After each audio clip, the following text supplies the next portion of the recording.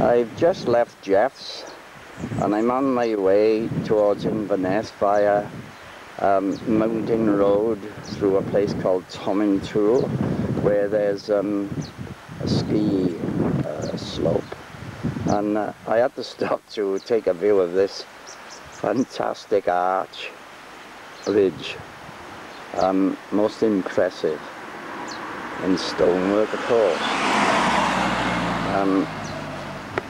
This road is pretty remote. That's the first car I've seen since I left Jeffs.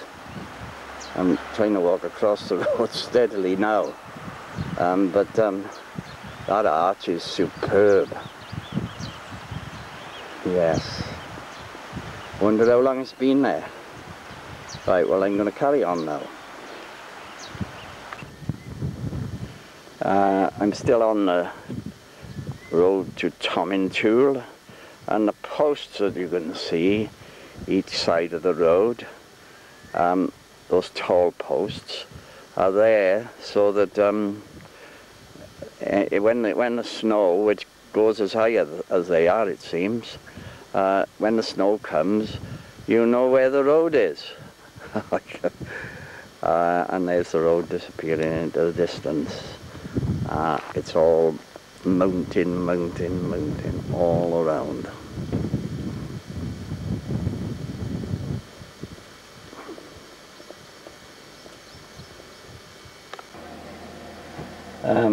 This is the, let's see, it's the 4th of June, and in the distance there, I expect you can see snow still on the hill. Well, this is a ski centre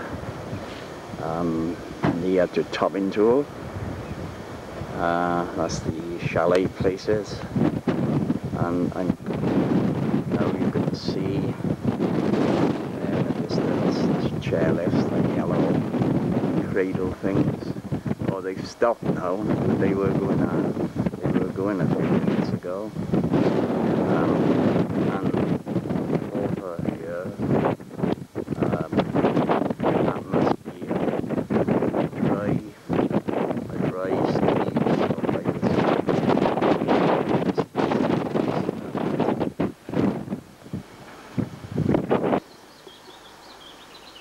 Well, I found it at last, Carvisdale Castle Youth Hostel, which I last stayed at in 1949. Here's the entrance to it. You can see it's a castle, all right. And I'm going to go now. I've already phoned up. I found out they got accommodation, but now I got to see if they'll book me in as a member. An old guy like me, you know. So I'm off there now. I've had a bit of a job finding it. Well, here we are. Here's the Carvisdale Castle Youth Hostel. As I say, it's a really grand place. I remembered it from when I was up here before. And the interior, maybe I'll be able to take a shot of the main hall there, which have got all statues all the way down. I mean, you never imagine that this was a youth hostel. It's about £13 a night to stay here. A bit different to when I used to go before for about £3 or even less sometimes, according if it was one of the rough hostels. Well, they reckon this is the grandest youth hostel in the world. I think it's probably right. Well, here we are. This is the Grand Hall in Carvisdale Castle Youth Hostel. Really something, isn't it? Venus-like statues. I hope it's bright enough for you to see. Yes. Really something. This is a view of the hostel that I just spent the night at. This is from across the other side of the loch. As you can see, it's in quite an imposing situation. Quite a place for a youth hostel.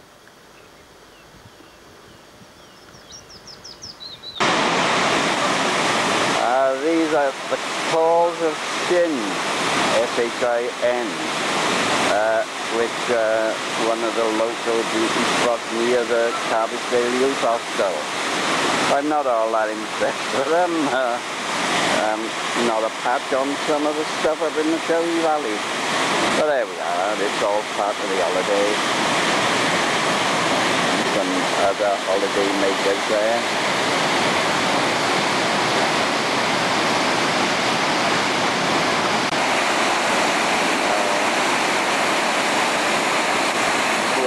Alright, I wouldn't come, was it 800 miles that I've come just to look at this mine?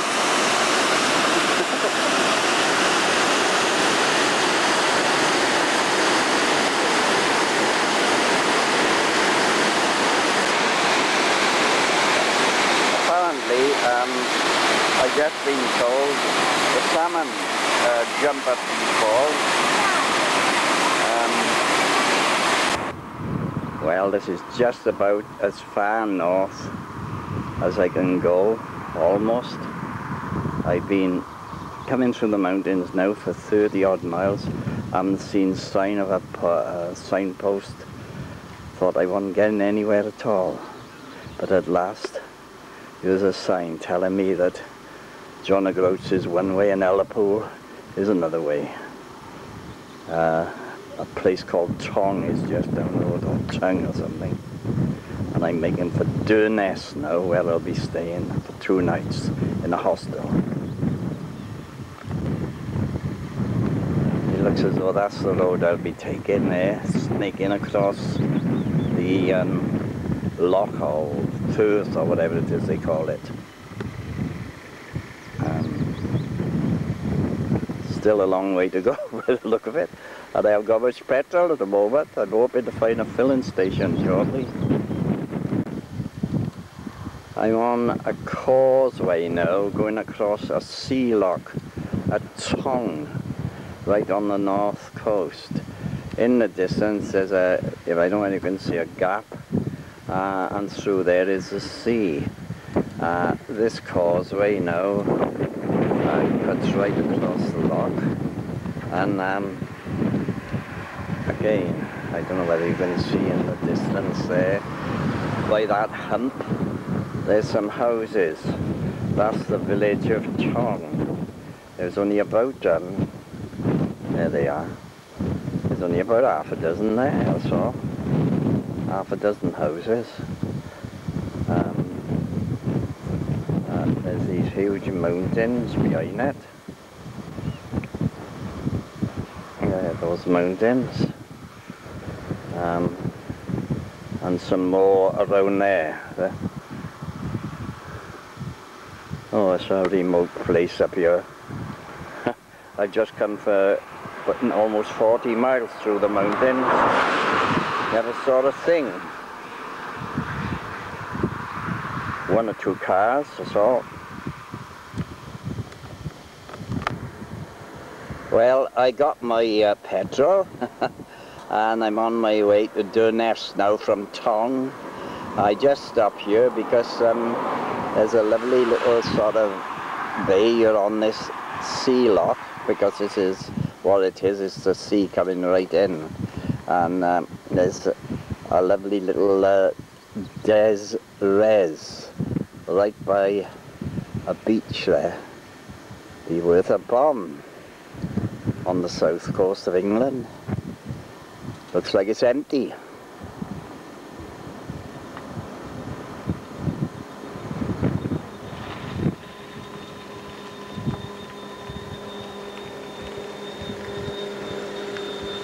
So around this way now, that is out to this open sea. How about this for a campsite then? Look at this. The sand is absolutely white. And those tents just camp right by it. What a place. Gosh, this north coast. Been travelling, swerving in and out amongst locks and mountains and God knows what for the last, what, 20 miles. Now this is the sea, of course. Now you can see over there behind that lump of rock there. You can see just see the open sea.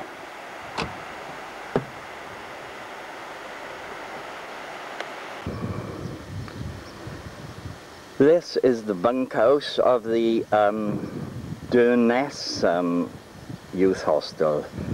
It looks like it's an ex-army hut or something, but it's very comfortable. And there's another hut similar to this, which houses the kitchen and the lounge area again, and it's very comfortable. I stayed here last night, and I'm staying again tonight because I'm off to Cape Wrath today, and I'm looking forward to it. I shall be going, well, I'm going at 1 o'clock. It's 11, getting on for 11 now. It's a 2-hour journey there and back, and as you can see, this hostel is sort of right near the sea. Real basic sort of place, you know, but as I say, it was very comfortable. I enjoyed it, doing my own cooking and that. Apparently most of the Scottish hostels are like that. The one I stayed in the night before last was one of the few that had a bit of luxury, if you like.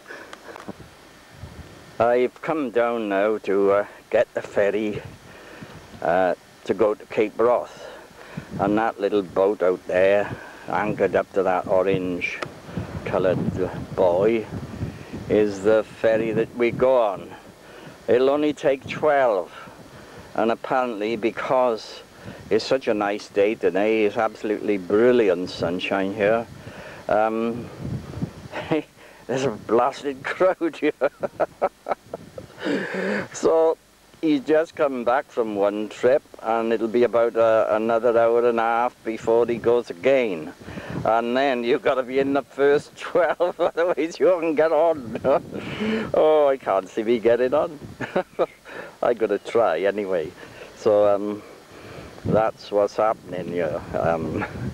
This is a sort of an inlet to the sea, and you've got to get over to the from the sea, actually, inlet from the sea, and you've got to get over the other side to get the bus then, a minibus which takes you the 11 miles to Cape Wrath itself, which, as I think I've said before, is the most northerly point in the British Isles, even further north than John O'Groats. So anyway, I'm looking forward to it. I get my chair out now and sit down and enjoy this bit of sunshine. That's the ferryman getting into the boat. It's going to take us across.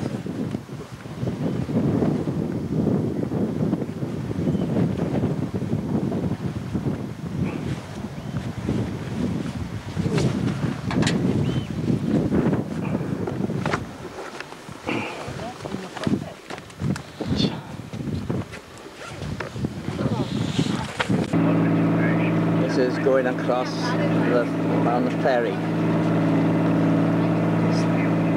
I managed to get on in the first 12 after all.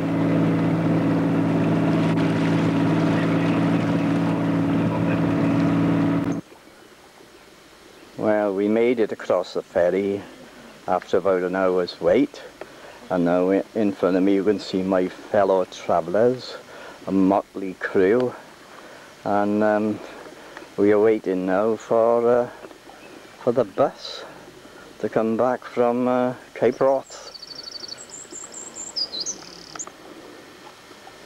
This is the road that we'll be going on the bus when it comes back.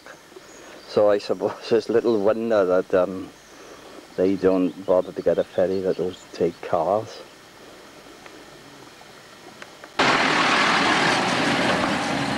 The bus has arrived at last!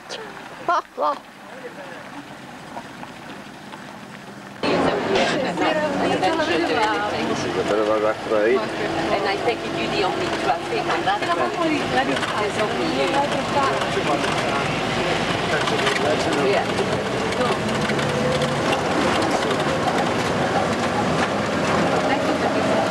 Very rough in fact.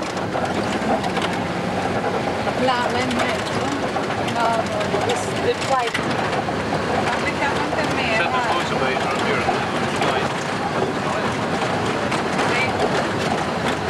Is this an island? Or is that the plane? Or is this that Lake London? I know that's right.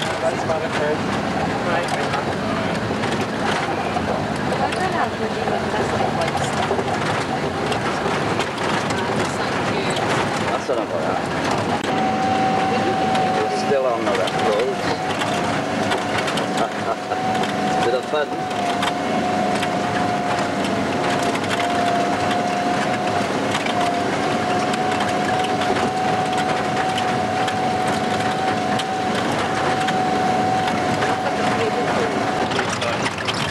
We are near in the sea now. You'll probably see it straight ahead.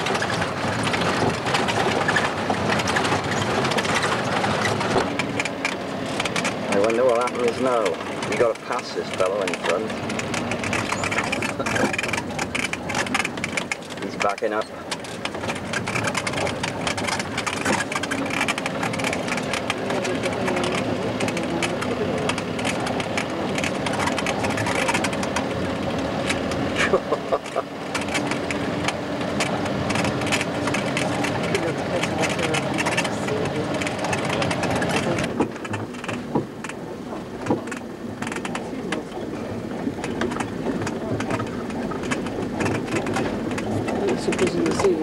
I think we ought to give him a big hand after we pass him, if we do.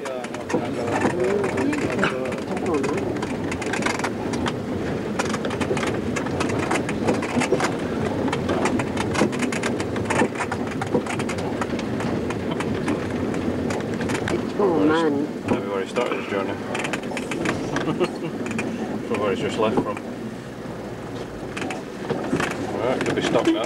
Give him a big hand. I think we must be nearly there.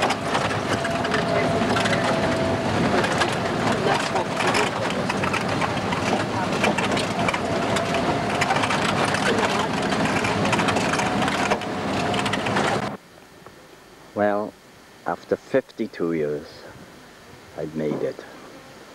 Cape Wrath Lighthouse. After 11 rough, exciting miles in a minibus. And I'm here. Looking out here towards the Arctic Circle, I suppose. Across the sea. Worth it though. I thoroughly enjoy it.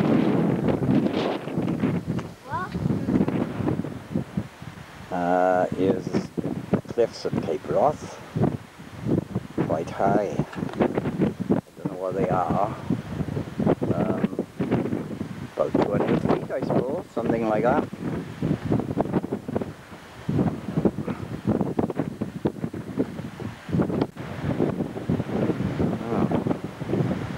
Oh, it's misty. What's wrong with that? That's how I got it. No wonder I'm looking up in the sky. Yeah. Just a shot looking along the cliffs at Cape Wrath, most northerly point in the British Isles. Takes a bit of effort to get here.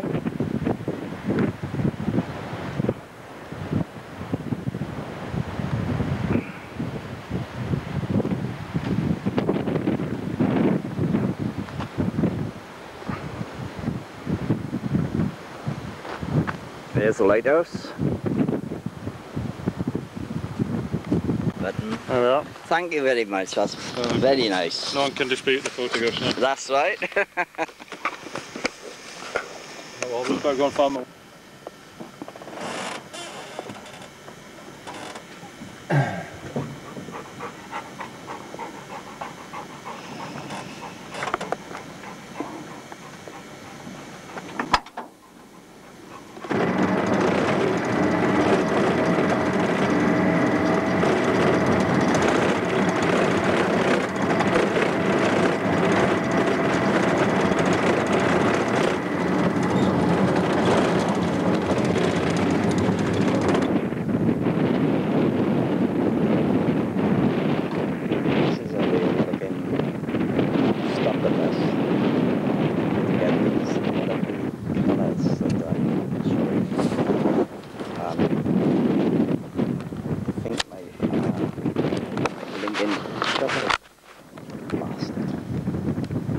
that was a shutter. Shut.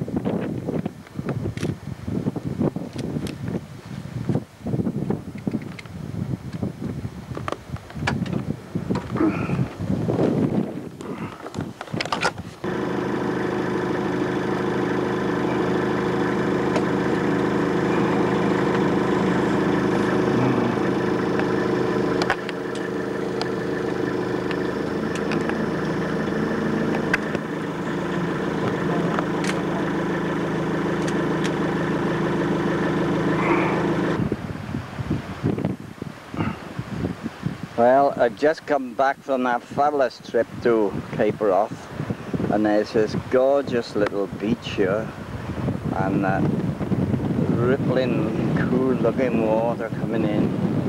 So I'm going to get paddling in there and I'll cool my feet off. I'm not the only one, as you can see in the distance. Lovely.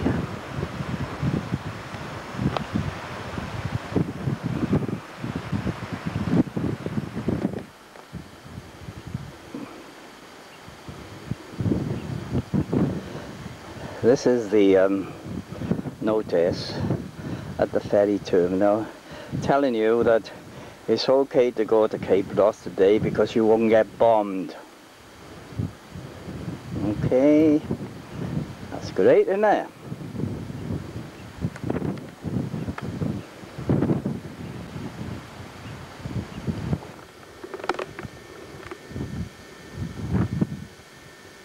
Well, I'm about to set off now, down back to sort of civilization, if you like, south.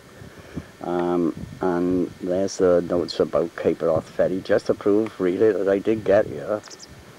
I'm just panning around now, and you can see now the road that I'm travelling down into the distance. Down there, through the mountains. It looks fabulous, and it'll be even better than this, I know. Far better than this further on, but this is a good start.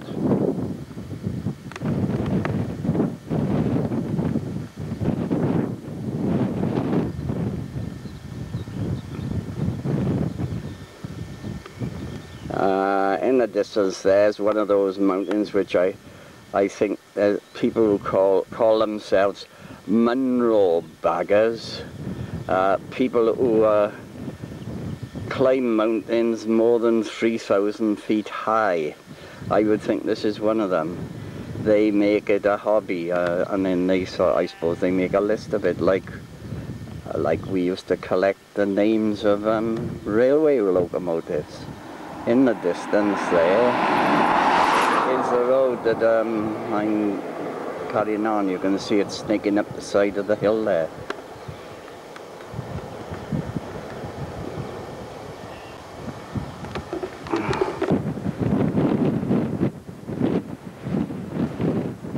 Now here's a strange area. It's got great lumps of rock. I expect you'll have a job to hear me, the wind blowing. Great lumps of rock scattered about all over the place. And shortly I'll be leaving this road. I think I'm almost there now. Going off to the right, there's a diversion to a place called Lochabervie. That'll be a B road. This, by the way, is an A road. So I don't know how this B road is going to be like.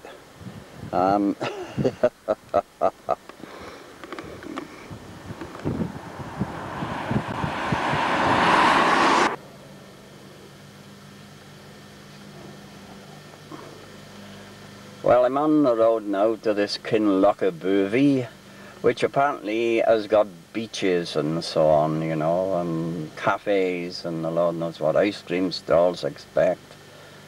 I hope there's no fairground or anything like that there, but I wouldn't think so. It's a bit too far north.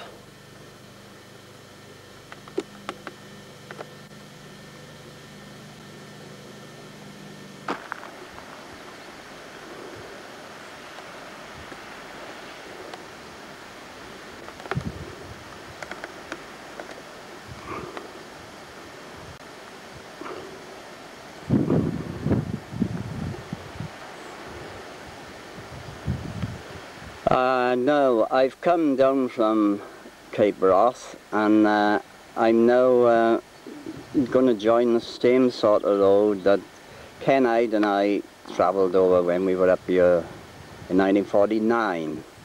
And there's an example here of the road. This is the old road that we came on from Leg. You can see the surface, and this is how they all were up here then. But now I'm carrying on to Scooty, where Ken and I camped on the village green. I don't know whether they still got a village green.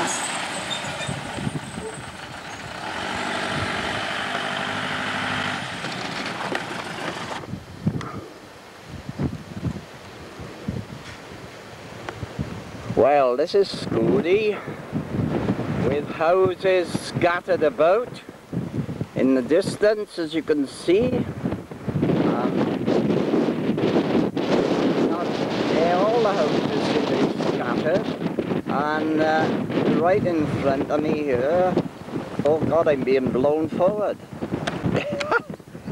is what was the village green where we camped.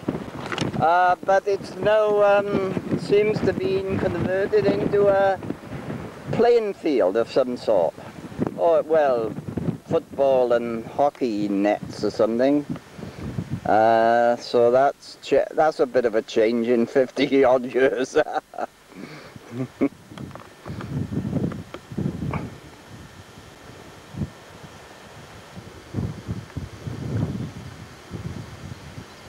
I'm on my way down now from Scooty, and I'm on a two-carriageway road now, where there was only a single, well, more or less dirt track when Ken and I came.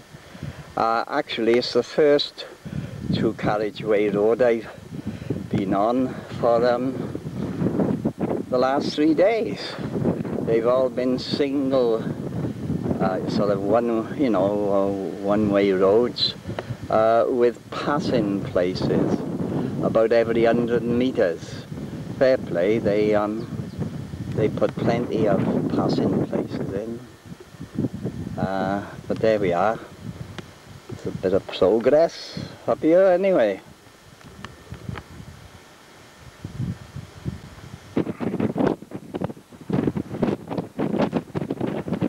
Now we are getting into the land of the real mountains. This apparently is, this area in front now is called Ascent, which is a Viking word for, because the Vikings used to be here in this part of Scotland years ago. You know, they used to do their raping and pillaging up here. And all these mountains, they say they're called Ascent, means rocky ridge. Further on then we come to Loch Ascent, but you can see this is the sort of real Scottish type mountains, alright, isn't it? Really big ones now.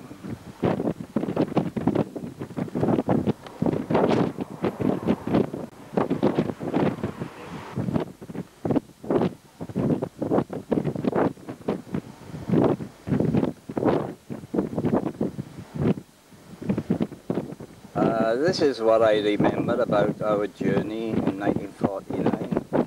I don't know whether I'm focused on it, but you should see this road now winding its way through the mountains in the front there, so like a white ribbon. And imagine now how we felt, just two lone cyclists on a rough track because it was pretty rough, all shaly, no surface on it, very narrow.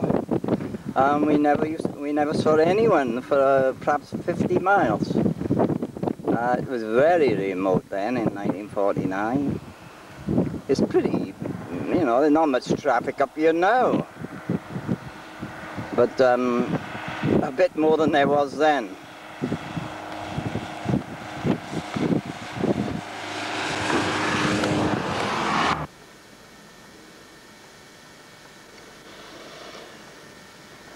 What do you think of that then for a lump of mountain? Crikey. Huge.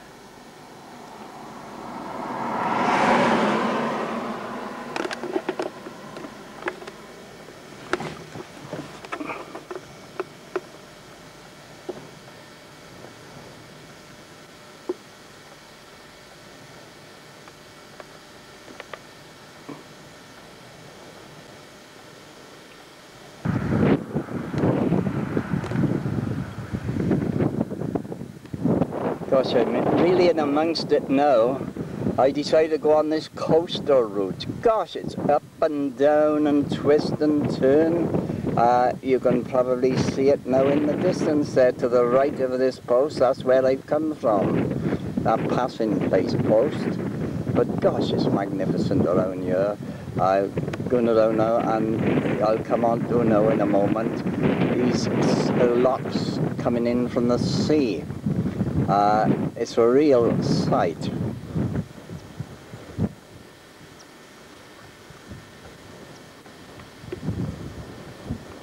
Yes, I think that you missed the last part of what I was saying because the film ran out.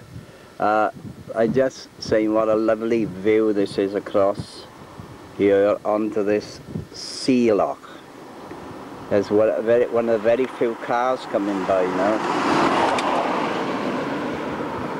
I haven't seen a car for only one, thank goodness, along these roads. Very narrow roads with passing places. But this view of all these right up the coast here is superb.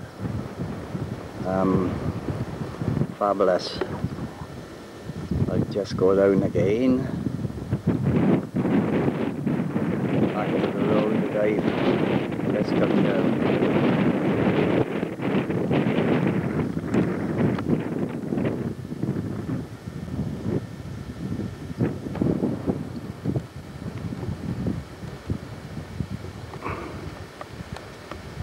Well, here I am, still driving along twisty, windy roads. First I'm down by the sea, then I'm in the mountains, like I am here now. It's getting on now, it's 6:30. So I'm expecting to be in a hostel I'm going to in another hour or so. Because I want to see the sunsets that they have. Apparently where I'm going now is called the Summer Isles, and they have wonderful sunsets. I hope it'll be the same today.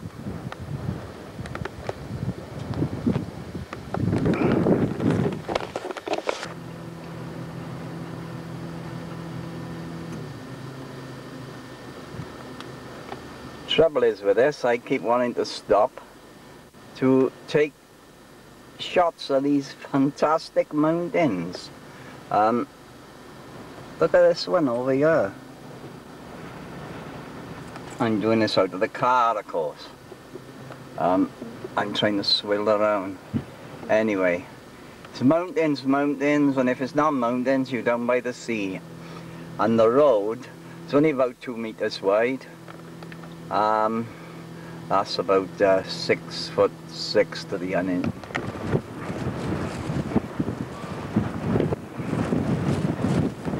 Well, I got to this hostel and there it is in the distance. There's a sign, car park for hostel, hostel 1/2 mile. So I got to traipse down now with my stuff 1/2 mile. I think you can see it, can you, through the... Let's see if I can zoom. Yeah, there we are. I don't know whether I'm on it or not, no. It's down there somewhere, half a mile, red roof on it. Excuse me. Yeah? I don't want to. I'll run down with some of your stuff. No, I'm just Do you want me to run taking... down with this? No, I can manage. I just wanted to, let me see if I switched off. No. I'll run down with this. No. Well, I arrived here last night. I'm now filming out of the roof window of the hostel. It said it was a getaway from the hostel right on the beach. What it didn't say was that when you got there, you'd see a sign for the car park with an arrow pointing to the youth hostel half a mile. Now it's down a rocky old track. I had to carry what stuff I needed for my supper and my breakfast. And there we are. This is from inside the hostel. I'll take some shots outside afterwards. As you can see, it's quite near the sea, only about 200 yards away.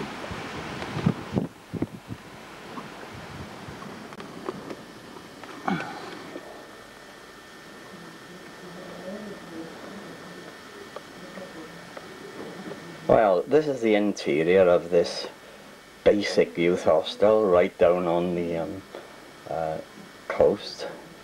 Very comfortable, really. Very nice. Very small, as I say. But you know, you got it all. There's a wash up, nice little beds with a duvet about 4 inches thick. Too hot for me.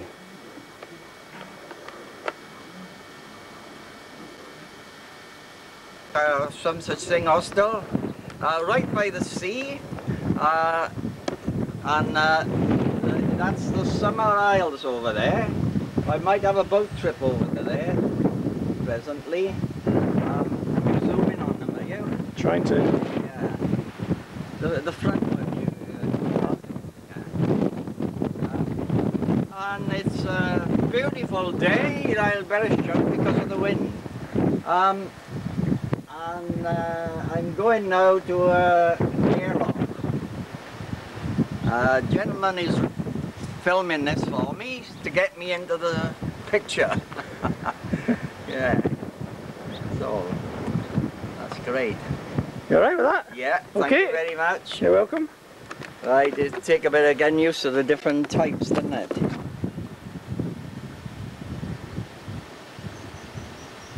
I'm just filming these Summer Isles again, just in case the gentleman who took the film for me didn't get them in. I don't know whether he did or not. And over in the distance here now, there's a lot of mountains, and I should be going that way, not straight across the water, of course. This is right outside the youth hostel that I stayed in, Llanhacklevelech or some such word as that. And it's right down the end of a single track road, and I've got to go back the same way now. I'm going to Ullapool, where they smoke herring, and then a place called Gaylor, which is a seaside resort and fishing village.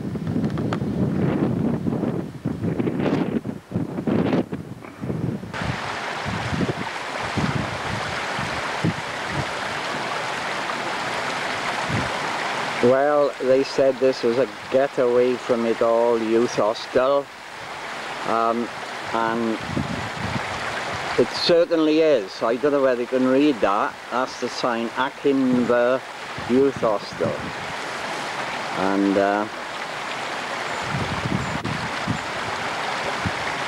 there it is. Very basic, right near the sea. Just around here. Lovely, really, if you like roughing it.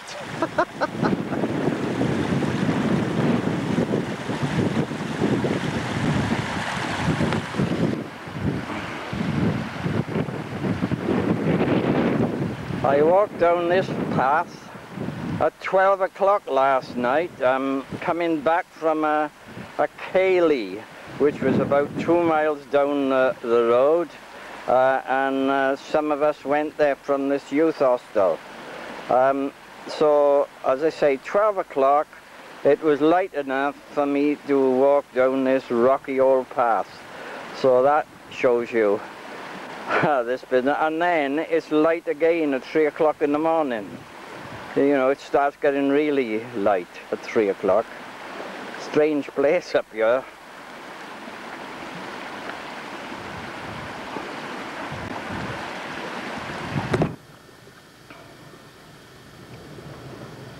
I'm sat in the car now, and I'm doing that so as I be out of the wind, and you can hear me.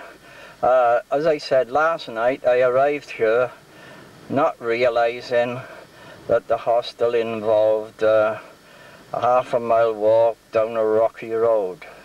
I had to then gather together something, you know, to eat and some clothes I needed, and walk down there. I'll get out now and I'll just show you. You can see you'll be able to see the hostel in the distance. It's got a red roof on it. I won't do any talking then because you wouldn't hear me anyway.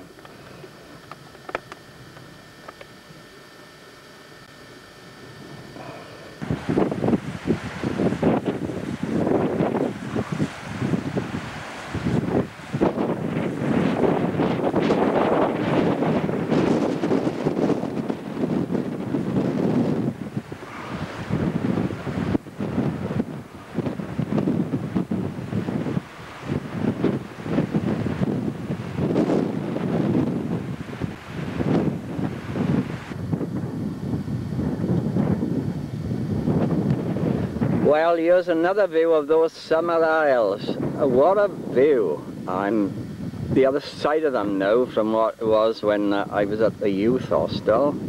And those mountains in the distance, they look almost unreal.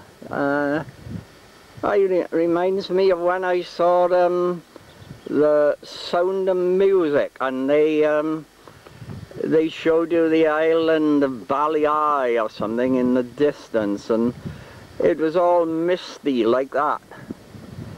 Reminds me very much of that. Oh, it's really superb here. I'm going on a side road now. Up the end of it, it said Smokehouse, which I think is probably where they smoke herring and stuff like that. So if they do, I'm going to buy some.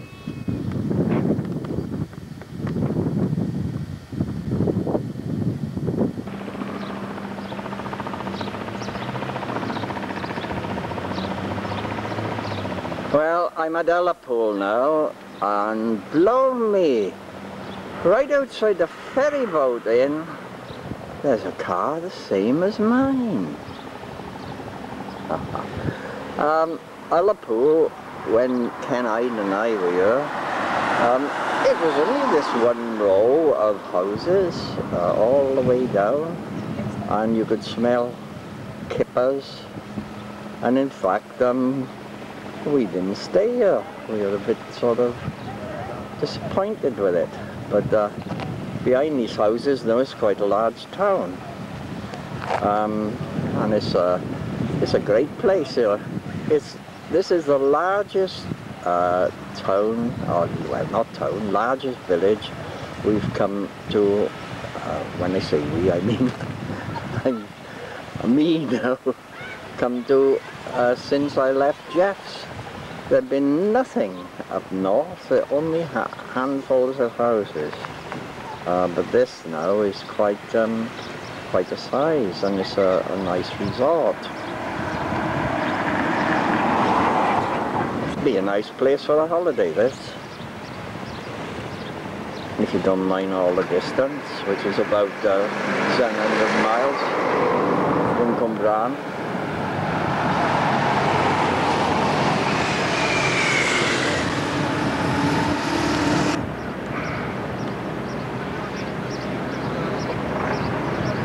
Here's another view of Liverpool, showing the main front of houses, which is really nice. I had a couple of drinks here, and people are very friendly.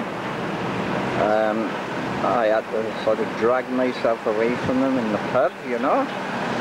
And it's a lovely little spot, really, Liverpool.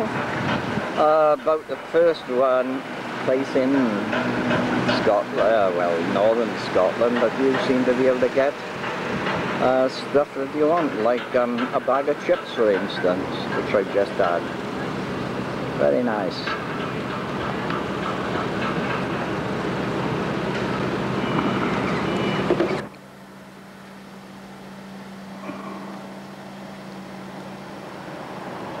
This is the new motor road dual, well, two carriageway down from Scurry, etc., down through Liverpool and so on down to the south, which wasn't here, of course, when Kenner came in 1949. But occasionally you see stretches of the old road still left, and here's a good example here. Funny little humpback bridge there, which still in existence alongside the existing road, and the old road, this is the type of road that was in existence all the way down here, in the fact, from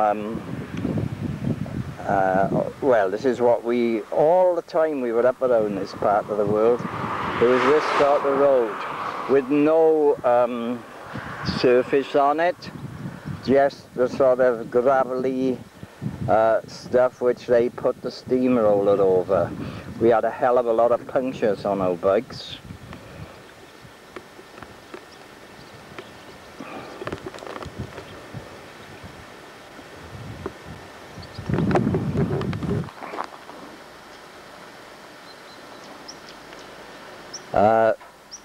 This is Grunard Bay, over which about 30 years ago there was a big fuss because such a beautiful spot, and the Ministry of Defence conducted anthrax trials here, and they absolutely apparently polluted the whole area, and you know, so nothing grew here for years and years after the anthrax trials.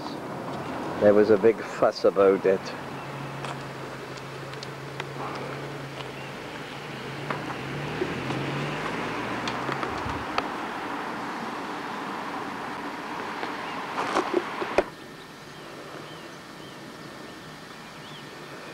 Well, I've had 4 nights in youth hostels, and moving on, I decided now is the time to settle down for a couple of days. So I just finished putting a tent up on this site, which is on the shores of a sea loch, and it's called Grunard Bay. I think I took a film of it earlier on today. I'll show you now where the caravan site is, and how near and it is to the water, and it's lovely.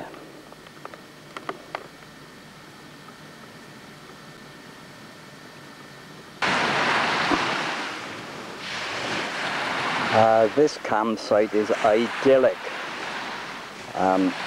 except for the one thing that's common to all campsites in Scotland, and that is the bloody midges.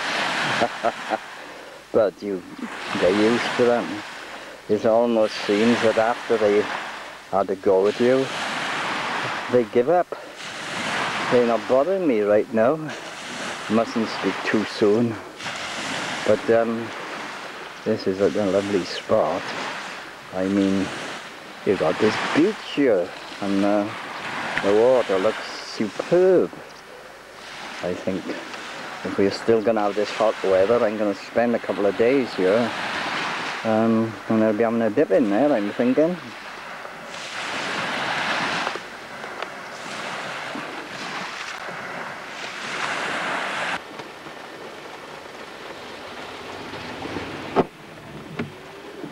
Well, this is the 6th day I've been up in these highlands, and this is the first bad day I've had.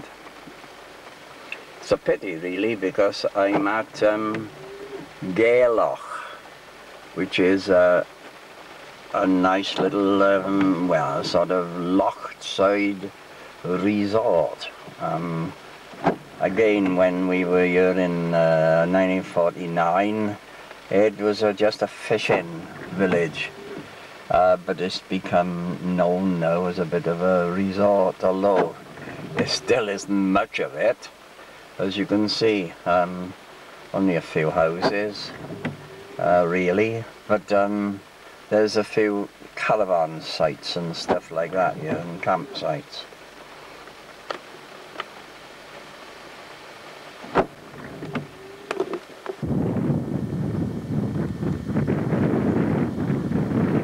Well, I'm now going past Loch Marie, which I once said was unadulterated beauty.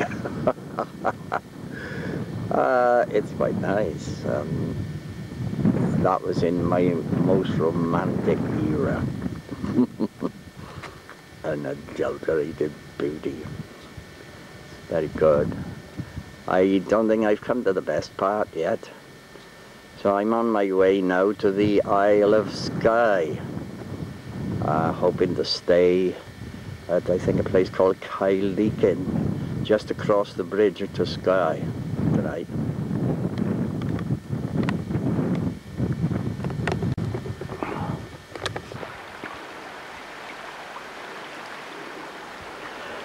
Well, without doubt, this Loch Marie is one of the most beautifully situated lochs in Scotland, but these fir tree things here that's in front of the camera now are being planted all along the road, as you can see, by these vandals, that's all you can call them.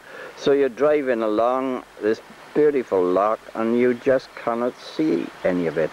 This happens to be a bit of a break in the trees, and so I stopped just to get a shot as far as you can see. But carrying on down the road now, as you can see, it's all trees again, and it's such a pity.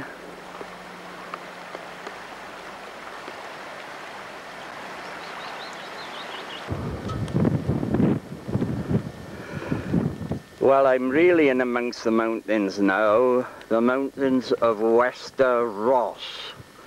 I'm going towards the place where my Uncle Fred used to stay, Shieldig. I can understand now why he used to come here. See, I think he's a bit like me, like the wild mountains. This is, I'm in a little passing place now.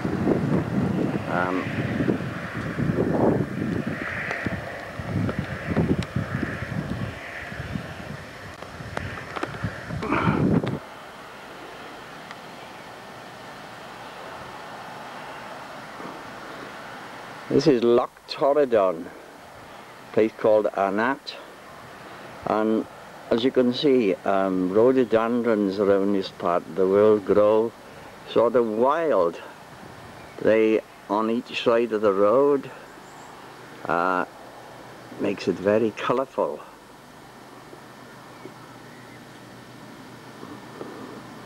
It's because the climate's so mild here, owing to the Gulf Stream coming in close to the coast.